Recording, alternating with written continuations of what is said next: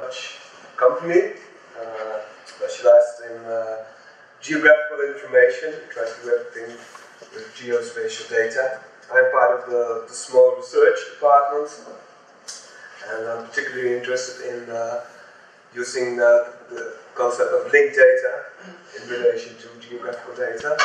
I'm not going to talk about benchmarks that we have developed, but rather have a wish list that I would like to present, and hopefully this group can do something with that.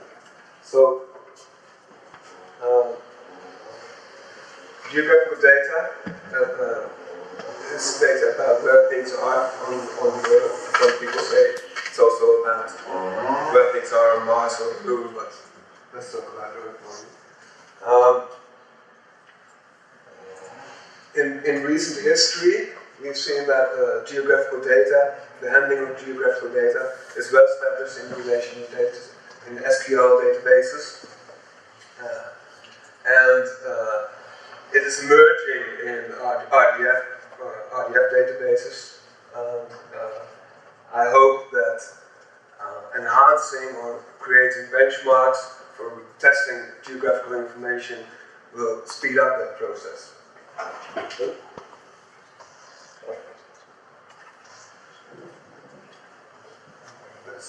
People standing here.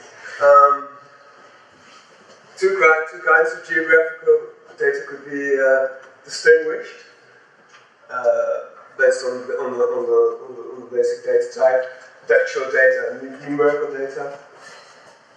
This is an example of this first type, textual geographical data. An example is an address. It's an indication of location. A geographical name is another example. It also points at locations on Earth.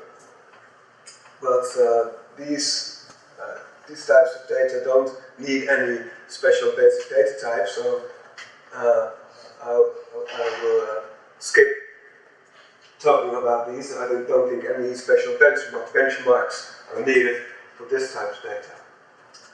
And looking at the numerical geographical data, we see two basic types. The first is raster data, trying to visualize there. It's a matrix of or a grid of cells, and each cell contains a value or multiple values. And typically, those data come from Earth observation, so remote sensing, or aircraft measuring things. And they are mostly used for experts, by experts. The second type is vector data, something different. The simplest type of vector data is a point, a set of coordinates. If you want to make it a bit more complex, you can create a sequence of points, connect points, then you have a line or an arc. And if you connect lines, you have a polygon, then you can go on into 3 dimensions. But this is basically it. This type of data, I think, is more commonly used for example, a point could be embedded as microdata in a web page. People like to record their locations with mobile phones, and the location is a type of vector data.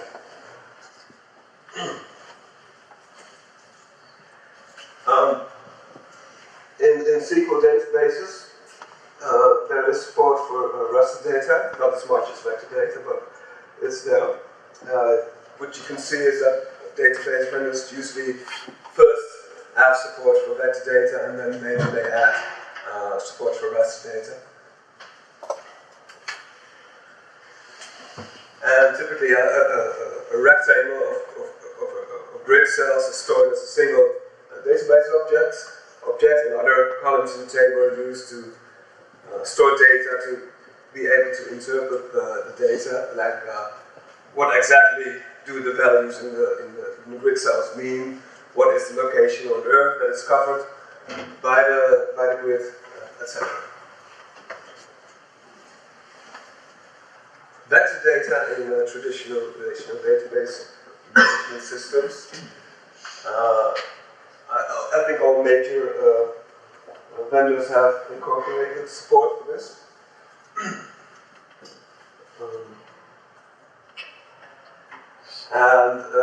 This process was very much helped by the publication of a standard by the OGC. The OGC is an important standard organization in the geoinformatics. OGC stands for Open Geospatial Consortium, and well, every organization that has something to do with geoinformatics is a member of this standards organization. And they published the Simple Features Standard in 1998, it's a long time ago, and it explained how vector data could be stored in SQL databases. So the basic data type is geometry.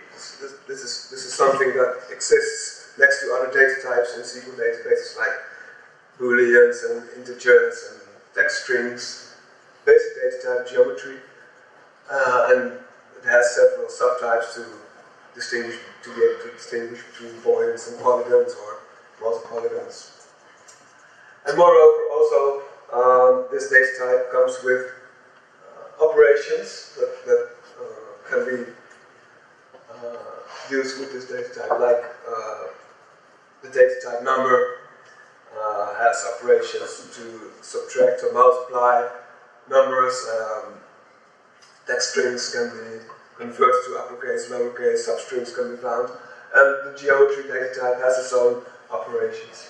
And these were also standardized in this simple features standard.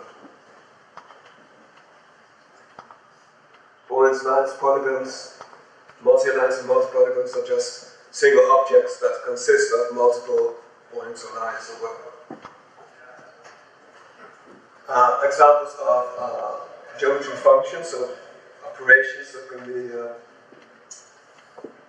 operations on geometrical data. There's calculate the distance of a line, calculate the area of a polygon, transform the coordinates. The coordinates are the basic things to express geometry, and all coordinates have a coordinate reference system. And there are many coordinate reference systems on Earth, and sometimes you want to transform between those coordinate reference systems. You could add or subtract geometries. Same goes for classic data. There's arithmetic you can do with the geographical data. And an important family of functions are the topological relationships, so ways in which two geometries can interact. This is an example of one of those relationships. It's called within. So these are examples of how a polygon can be within another polygon, or a line can be within another line, or a line can be within a polygon.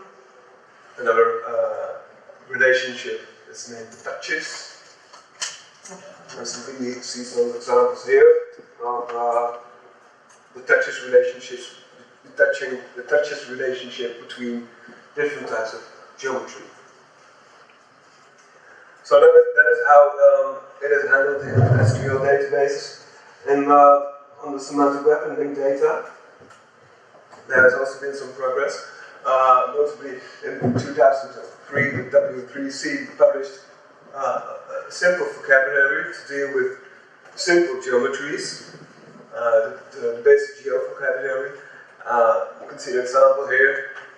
It uses always the same coordinate reference system, WGS 84, and it can only be used to express points using a latitude and a longitude.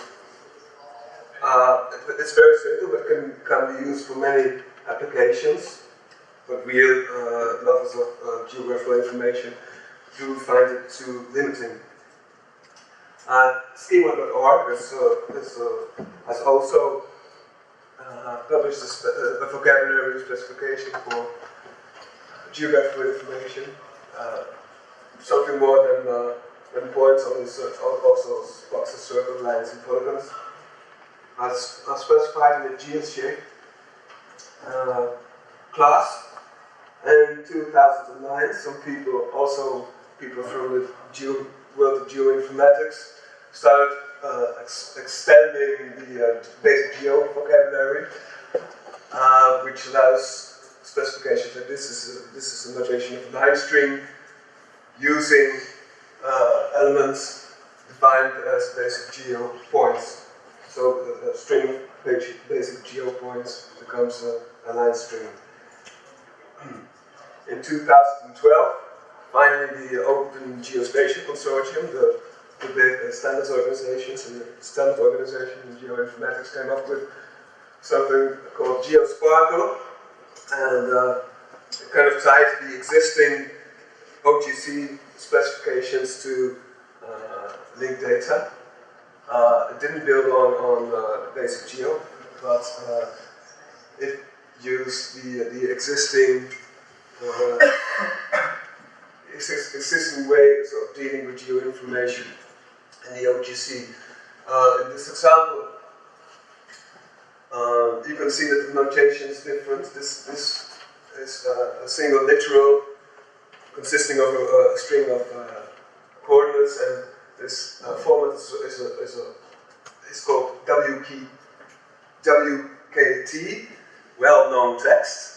And it is well known, and it is a format that is used everywhere within geoinformatics.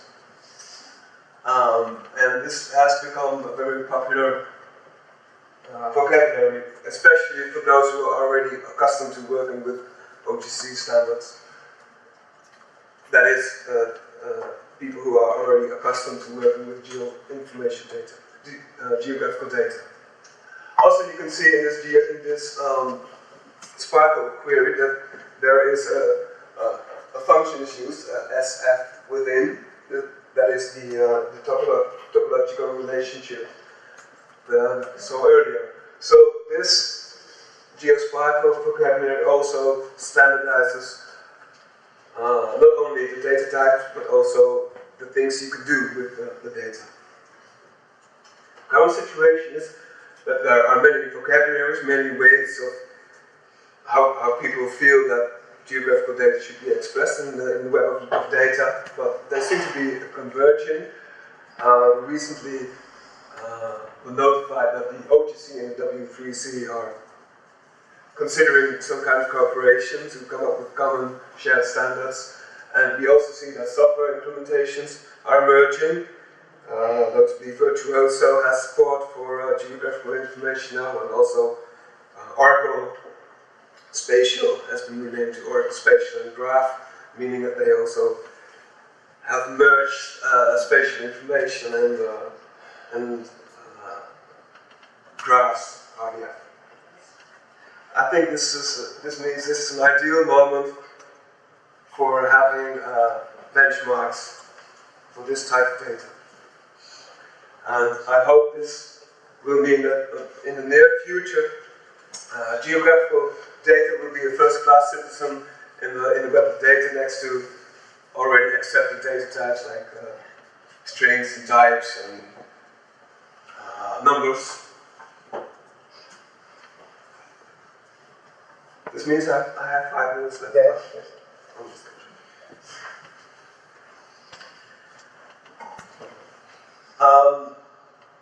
And these hypothetical benchmarks that are going to be developed and should bring the two worlds closer together, I hope. Geography really needs the web of data, needs linked data, because it has several weaknesses that can be solved by adopting the linked data concept.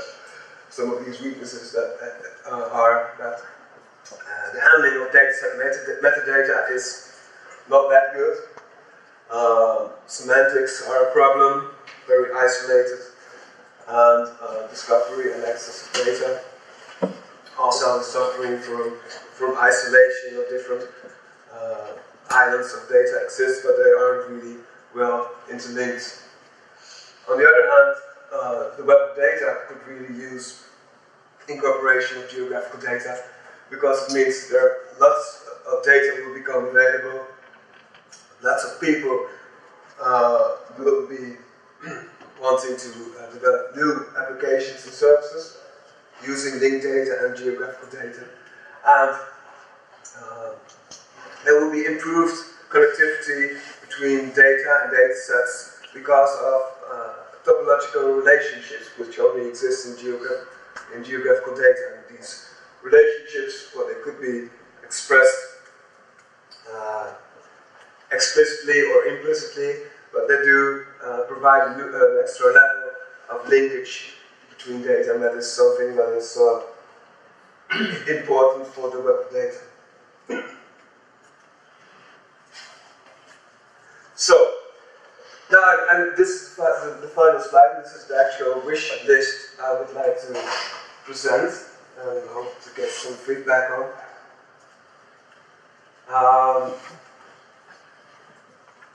This is a thing that is obvious. RDF stores should be able to insert geometry and update geometry. I would like to be able to see which stores support which geometry types. It's easy to support points, and it's more complex to support 3D shapes, and so there's a scale, and it's good to be able to have an overview of which geometry types are supported. Geometry notations, there are several of them: WKT, GML, KML, GeoJSON. It's nice to know which output or input notations are supported for each form. As I said before, we have multiple coordinate reference systems, some well suited for particular areas, others not, and it's good to know the level of support for these two, and the support for functions that operate on geometry, like the topological functions or coordinate transformations. But lots of standardized functions are. And for all these things, we also would like to know the performance, of course, and whether the results are actually right. So that's also something to measure. It's possible to have incorrect results or whatever. So it's good to have a measurement of that too. So only yesterday I discovered that there has already been some work on that. The Lehigh University benchmark. I guess I read it's a common benchmark for linked data. I never heard of it, but until yesterday. But I saw a publication, and somebody has made an extension for spatial data, and maybe that can be extended. And so I really have questions for you. Is how can we continue with the benchmarking process to incorporate geographical data? That's it. Thanks. Questions or remarks? Yeah, I have a suggestion, because as you know, we are also doing this GNO project, and it has a long agenda of benchmarking, and so therefore this inevitably will come to be implemented. So there is the social network benchmark, of which we have heard today, which contains billions and billions of items of user-generated content, like photos and posts, and the travel by people, and the locations of people, locations of companies. I mean, lots of this data is geolocated. Right now the geolocation is qualitative, so it says in city this, country that, and so on, but okay, this could be at what coordinates. So then you could make travel itineraries, and you could do stuff like that, and then you would say, okay, the spy travels there and the spy master goes there, can they possibly meet, and when have they exchanged secret documents and questions of this nature. So you could actually have quite kind of complex geo and time-aware scenarios in this data set. So would you have suggestions concerning this? What would you like to see?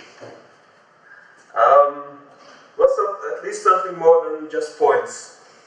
More complex, because points are relatively easy to support, but if you really want to do nice things with geographical data, then it's nice to have something more than points. Obvious questions you want to ask for data is which people are in this city, for example, and using the geometry, the boundary of this city, point in polygon queries. It's also still considered a simple thing, but well, so I would like to see moving from points benchmarks to more complex data and more complex queries. I think what needs to happen as well is RDF itself has to change, in that the concept of value is missing. What do I mean by value? Well, at the end, the data type property, you can say string or decimal or float, yes? What we saw in your presentation were constructs that were very different to that. You had brackets, you had even a resource, with commas separated from some numerical data. Mm-hmm. It occurs to me that, you know, I had this insight before when I was trying to associate units with a value, yes? Mm-hmm. I'm just talking 23 degrees C. Where did I put degree C? Yeah. Because I've said this is XSP double. So I'm thinking this work on spatial stuff has to include the RDF working group as well. Ideally, yes, but there's, I said, the way geographical information is handled in RDF, there are many ideas about it, but the thoughts are converging, and I think soon we have some kind of consensus on how to do that. But are you suggesting that having polygons as a complex data type is opposed to the idea of RDF? No, it's just that there's not little you can say in the O position of an SPO when you deal with the data type. You know? There's very little you can say.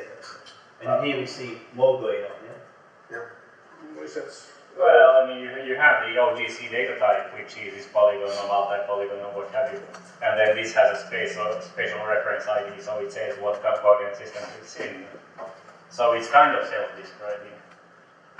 Mm-hmm. It should live as a question without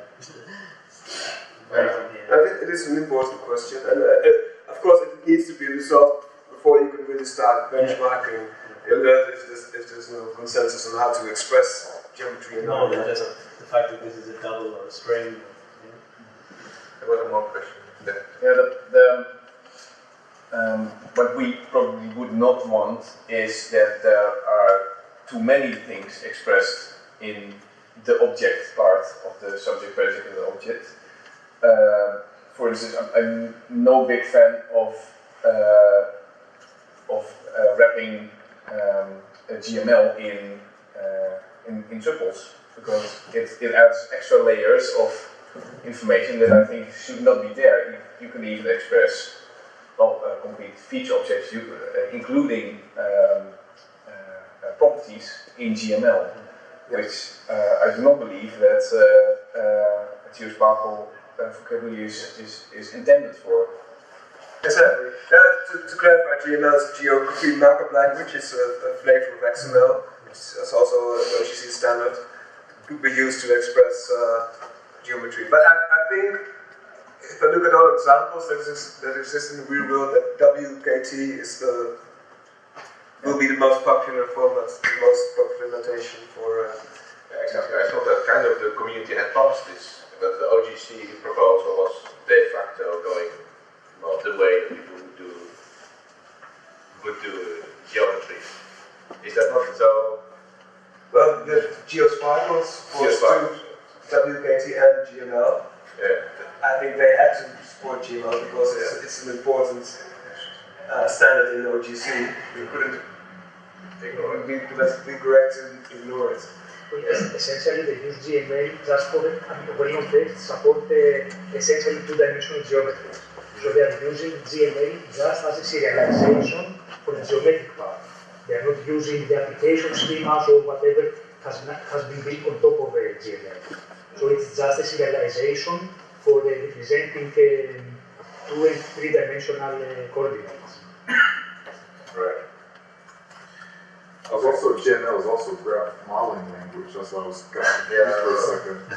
Now that's higher ranked on Google, so maybe that's default interpretation for GML. Are you logged in or not? Yeah, I guess I should log in. Okay, last question.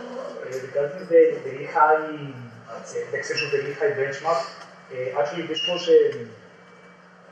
quite old publication that had that used only points. It's good that it proposes also some to generate the points according to the partial distribution and so on, which is a good thing. But we also had a publication last year in International Semantic Web Conference where we presented a geographical, a benchmark for more or less what you had over there.